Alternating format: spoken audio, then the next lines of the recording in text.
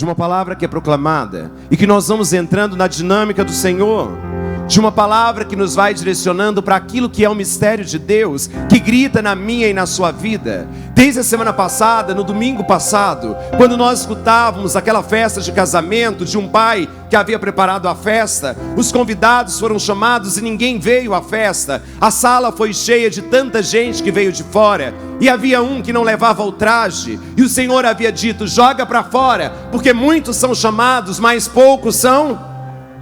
E aí a gente começa a entender o mistério de Deus. Durante toda a semana, Jesus vem batendo forte nos fariseus. Os fariseus eram um grupo que colocava a lei acima de tudo. Os fariseus eram um grupo que apontava o dedo para os outros. Os mestres da lei eram aqueles que julgavam, e eles se achavam superior a tanta gente. Jesus começa a dizer que eles são como sepulcros caiados, começa a dizer que eles são falsos, começa a dizer que eles só querem saber de perseguir as pessoas. Olha para essa pessoa que está do seu lado, pergunta para ela assim: você conhece gente assim? Que vive falando da vida dos outros, que vive perseguindo os outros, que tem a vontade e tem a ousadia de ficar julgando os outros. Conhece, sim ou não? Quando Jesus vai chamando a atenção dos fariseus, e quando alguém chama a nossa atenção e até mesmo mostra as nossas fraquezas, parece que a gente não gosta muito. Quando alguém fala aquilo que você é de verdade, você gosta, sim ou não? Depende do jeito que fala, depende do jeito que se apresenta isso. E é isso que acontece. Quando Jesus chamou a atenção dos fariseus, olha o evangelho de hoje: eles se reuniram e prepararam uma armadilha para pegar Jesus. Presta atenção no decorrer do evangelho, é isso que ele está falando. Envia um grupo de Herodes para encontrar com Jesus. Jesus estava pregando, eles chegam e vão dizer: Senhor, sabemos que tu és verdadeiro, sabemos que tu és um homem justo, sabemos que tu és um homem que não julga pelas aparências. Começam com muitos elogios. Armadilhas sempre começam com muitos elogios, uma bajulação terrível, até que era verdade o que estavam dizendo, mas por trás daqueles elogios, havia algo para pegar Jesus, havia algo para sucumbi-lo diante daquilo que ele era. E aí vem a pergunta que poderia colocá-lo na prisão: Senhor, é lícito ou não pagar imposto a César? Olha para essa pessoa que está do seu lado, pergunta assim para ela: você paga imposto, criatura? Você paga impostos? Sim ou não? Sim ou não? Você gosta de pagar imposto? Sim ou não? Mas tem que pagar imposto? Sim ou não? E a pergunta que fazem para Jesus: é lícito ou não pagar imposto, Senhor? Ele olha para eles e diz: como vocês são hipócritas, porque vocês estão me preparando essa armadilha. Pensa bem comigo. Se Jesus tivesse dito: sim, é preciso pagar o imposto, ele estava legitimando um sistema que matava as pessoas. César era o imperador, era aquele que ia muitas vezes sucumbir, tirar do povo. Ele estava legitimando aquilo que poderia oprimir aqueles que eram o sinal de libertação. Se Jesus tivesse dito: não é para pagar o imposto, estava contra a lei. E contra a lei era justificativa também de ser preso.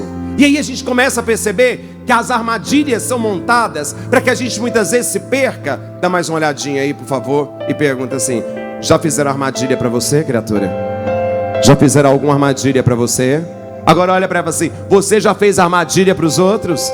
Cuidado, viu, com as suas armadilhas. Cuidado com as situações que a gente vai criando. Cuidado com aquilo que a gente vai planejando, muitas vezes para destruir o outro. Não, padre, eu não faço armadilha para ninguém. Não, faz sim. Quando você comenta da vida de alguém, fazendo com que o outro fique com raiva do outro, é uma armadilha. Sabe quando você entra lá no seu Instagram, quando você entra no seu WhatsApp e manda aquelas mensagens subliminares? É armadilha. Sabe quando você está mandando recado sem o outro querer saber que você está mandando recado? É armadilha. Sabe quando o celular está lá em cima da cama e você espera o outro entrar no banheiro e corre lá para ver o que que tem? É armadilha, criatura. Olha Deus te falando. Olha Deus colocando a nossa vida como instrumento de graça. Jesus olha para eles e vai dizer: nenhuma coisa nem outra. Traz a moeda para mim. Traga uma moeda. O que tem nessa moeda? O que que tinha na moeda, povo santo? O rosto de... E ele diz: dai a César o que é de César, e dai a Deus o que é de Deus. a inscrição na moeda era de César. A imagem era de César. A imagem de Deus é o povo. A única coisa que Deus quer é aquilo que é dele. O que tem sido de César hoje na nossa vida? O que tem sido de Deus na nossa vida? O que você tem colocado nas mãos de Deus e o que você tem colocado nas mãos dos Césares desse mundo? E aí a gente vai se perdendo, porque nós vamos entregando a nossa vida para quem nós não devemos entregar. Nós vamos entregando o coração para quem não deveria ser entregue. Nós vamos entregando os sonhos a quem não deveria ser entregue. E quando eu entrego para Deus, quando eu dou para Deus aquilo que é de Deus, a vida se torna uma expressão de gratuidade. Você tem dado a Deus de verdade o essencial? Ou o que você tem dado? Às vezes a gente dá mais ou menos para os outros. Assim como as nossas relações, tem gente que é mais ou menos com todo mundo. Tem gente que sempre faz as coisas pela metade. Conhece gente assim? Conhece gente que começa as coisas e nunca termina. Vai uma coisa e não termina, vai outra e não termina. Está dando para quem? Está dando para César. E não está compreendendo que aquilo que é de Deus sempre leva a um final concreto. Aquilo que é de Deus restaura. Olha o que acontece hoje na primeira leitura. Ciro era um rei pagão. Era um homem que nem acreditava em Deus. Deus pega aquele homem e o transforma. Ele é escolhido, ele é ungido, e todas as portas se abrem. Ele vence todas as batalhas. E olha o que diz a leitura: eu sou o seu Deus, não há outro Deus, o único Deus. César queria ser adorado, e o único que pode ser adorado, quem é, povo santo? Quem é que deve ser adorado? E é nessa dinâmica que a vida ela vai ganhando o sentido mais profundo. Dar a Deus o que é de Deus é reconhecer aquilo que somos. É colocar a nossa vida a caminho daquele que vai dar um significado profundo. Como eu te disse hoje, Ciro era um homem qualquer. Deus pega aquilo que ele quer, até mesmo os Césares desse mundo, para poder transformar. E quando ele pega, é para dar um sentido concreto. Dá uma olhadinha para essa pessoa que está aí do seu lado e só pergunta assim para ela: você é orgulhosa, criatura? Você é orgulhosa de vez em quando? Você gosta de ser adorado, adorada? Não, padre, não gosto. Tem gente que tem um ego lá em cima, meu Deus, e quer todas as atenções para si. Já viu gente assim? Tem gente que acredita que o mundo tem que girar ao redor dela, que tudo tem que ser feito do jeito dela, da forma dela, e se não for, não tá bom. Se falar que isso aqui é um pedaço de pau, você fala assim: é melhor falar que é, padre, porque senão a pessoa fica chateada. E aí a gente perde a oportunidade de dar para Deus aquilo que é de Deus. César nos confunde. César apresenta aquilo que é o que o mundo muitas vezes oferece, arrancando de nós a possibilidade de olhar para nós mesmos. Deus é aquilo que nos dá o sentido para continuarmos a caminhada. O que tem sido de Deus na sua vida? O que tem sido de Deus? Porque de vez em quando a gente fala assim: sabe, padre, tudo meu é de Deus. A minha vida, o meu coração, os meus sonhos, os meus projetos, será que são mesmo? Às vezes a gente entrega para Deus e toma de volta. Às vezes a gente coloca nas mãos de Deus e fica chorando porque entregou. E aí quer viver aquilo que César está dizendo para viver. E é por isso que a gente volta vazio. É por isso que a gente volta muitas vezes na solidão. É por isso que muitas vezes falta uma adesão profunda para descobrir o que Deus quer de cada um de nós. Olha mais uma vez e pergunta assim: o que é que você precisa hoje entregar para Deus, criatura? O que é que você tem que dar para Ele hoje? O que é que você tem que deixar no colo dele hoje? É a sua vida? É a sua casa, é a sua família, é o seu relacionamento, são as suas histórias, é aquilo que você traz? Ou você quer viver aquilo que César está dizendo: me dá, é justo ou não pagar o imposto? As armadilhas estão aí, e a gente só escapa das armadilhas quando nós estamos em Deus. É tão simples quando alguém quer te enganar, criatura. Observa no relacionamento. Vamos pegar um relacionamento, por exemplo. O rapaz conhece a moça, ele chega dizendo para ela assim: olha, eu sou péssimo, viu? Sou terrível, eu apronto todas, sou muito bom não. Ele fala isso para ela? Sim ou não? E ela fala assim também para ele: olha, eu sou... deixa eu te falar um negócio, viu? Tem que tomar cuidado comigo porque eu sou terrível. Ela fala isso para ele? Que jeito que a gente chega pro povo? Você chega bonzinho, igual aqueles gatos passando pé, assim, sabe? Até conquistar. Aí depois que vai conquistando, você vai mostrando aquilo que você é. E aí você vai revelando aquilo que você é. César era assim. Chegava para agradar, para roubar aquilo que o povo tinha. Deus colocava o povo no seu lugar. Deixa chamava atenção para uma nova caminhada. E aí São Paulo vem apresentar para nós aquilo que deve ser a nossa história. Olha o que São Paulo vai dizer para essa comunidade. Aquilo que ele quer movimentar em nós parte de 3 coisas. Para caminhar diante desse Deus, guarda isso hoje no seu coração. Guarda no seu coração para que você possa ser feliz. Ele vai dar três coisas para a gente. A primeira coisa que precisa, para que uma comunidade, para que uma vida cresça naquilo que é a vontade de Deus, um amor sincero. Ele fala, o amor sincero, o amor verdadeiro, um amor sem interesses, um amor que cura, um amor que liberta, uma perseverança, uma esperança cheia de perseverança. Uma esperança que não pode ser morta, mas que tem que perseverar, que tem que ser lutada, que tem que ser buscada, que tem que ser conquistada a cada dia. Olha mais uma vez para essa pessoa e pergunta para ela assim: você tem esperança, criatura, de um mundo melhor, de pessoas melhores, de graça melhores na sua vida? Sim ou não? Padre, pedi a esperança. Perdeu a esperança, perdeu a vida. Perdeu a esperança, perdeu o sentido de ser aquilo que se é. E às vezes a gente perde a esperança por tão pouca coisa na vida. Porque uma coisa deu errada, porque uma situação não aconteceu como eu gostaria que tivesse acontecido, porque eu não me entreguei como eu deveria ter sido entregue, porque eu não fiz quando eu deveria ter feito, porque eu não vivi quando não devia ter vivido. Olha mais uma vez, por favor, para essa pessoa e diga assim para ela: criatura santa. Fala para ela: criatura santa, ninguém é obrigado a te aguentar. Ninguém é obrigado a aguentar o seu mau humor, a sua cara feia todo dia, as suas murmurações, a sua cabeça dura. E é por isso que ele está falando de um tempo novo. Por isso um amor sincero, por isso uma esperança perseverante, e por isso uma entrega profunda no amor. Nessa dimensão é que Deus vem para resgatar a nossa vida. Aqui é tão rápido, povo santo, que a gente não consegue perceber as maravilhas que vêm de Deus. Às vezes você gasta tanto tempo com besteira. Às vezes você fica gastando tempo, perdendo a sua vida com situações que nem precisa. Olha o que Jesus vai dizer hoje: cuidado com as armadilhas, cuidado para você não cair lá na frente, cuidado para você não ser derrotado, cuidado para você não ficar na ilusão, achando que tem uma liberdade que você nunca teve. Cuidado para você não entrar num caminho que às vezes vai te custar tanto e que vai machucar tanto pessoas que estão ao seu redor. Quantas escolhas suas feriram pessoas que estavam ao seu redor? Quantas escolhas suas mataram aquilo que o outro tinha como sinal de graça? E aí Deus vai dizendo: dai a Deus o que é de Deus, dai a César o que é de César. É tão claro, não tem como misturar. Não tem como misturar. Não tem como fazer uma mistura disso. Aquilo que é de Deus, aquilo que é de César, é de César. E eu tenho que fazer uma escolha profunda, para saber que a moeda que Deus me entrega hoje é a moeda da salvação. A moeda que Deus me entrega hoje é pegando Ciro, aquele homem que era uma miséria, e usando como sinal de graça. Olha de novo para essa pessoa e diga assim para ela: Deus quer te usar, criatura. Deus quer te usar. Aí você fala assim: Padre do céu, dou conta não, porque eu sou assim, sou desse jeito, sou daquele outro jeito, e eu muitas vezes... Observa o que diz a palavra. Deus pega aquilo que Ele quer. Ciro era pagão, Deus vai lá e resgata.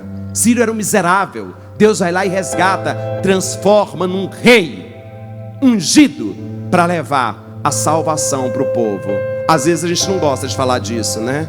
A gente está falando de César, que era autoridade política, e do outro lado, Deus que vem apresentar a nossa vida como sinal de misericórdia. Olha bem para o padre para entender isso. A gente pode misturar religião e política? Sim ou não? Olha o que o padre está te perguntando. Fala alto que você não escuta. A gente pode misturar religião e política? A gente não pode misturar, mas a gente precisa discutir, porque senão a gente se torna alienada. A gente não pode imaginar que a gente só está vivendo diante de Deus. A gente vive diante do mundo. Tem um monte de César se apresentando agora, com propostas lindas, falando que vai fazer um monte de coisa, que vai fazer uma série de coisas. Cuidado com as armadilhas, porque senão você acaba caindo, e aí depois você vai ficar chorando um tempão, dizendo: por quê? porque naquele momento era interessante, foi agradável, e aí você foi e escolheu errado. Olha direitinho para aquilo que Deus está te apresentando, e dai a César o que é de César, e dai a Deus, vamos repetir isso, dai a César, dai a Deus. E se você não der a Deus aquilo que é de Deus, você vai dar tanta cabeçada na sua vida. Se você não der para Deus aquilo que é de Deus, você não vai alcançar a vitória que Ele promete. E é tão simples, povo santo, pegar a nossa vida e entregar nas mãos de quem de verdade vale a pena. Pegar a nossa história e entregar nas mãos daquele que pode transformar tudo. Jesus é assim, Ele chega e transforma. Tem coisas que você vai poder fazer, mas tem coisas que é Ele quem faz. Tem situações que Ele quem toca, que Ele quem muda.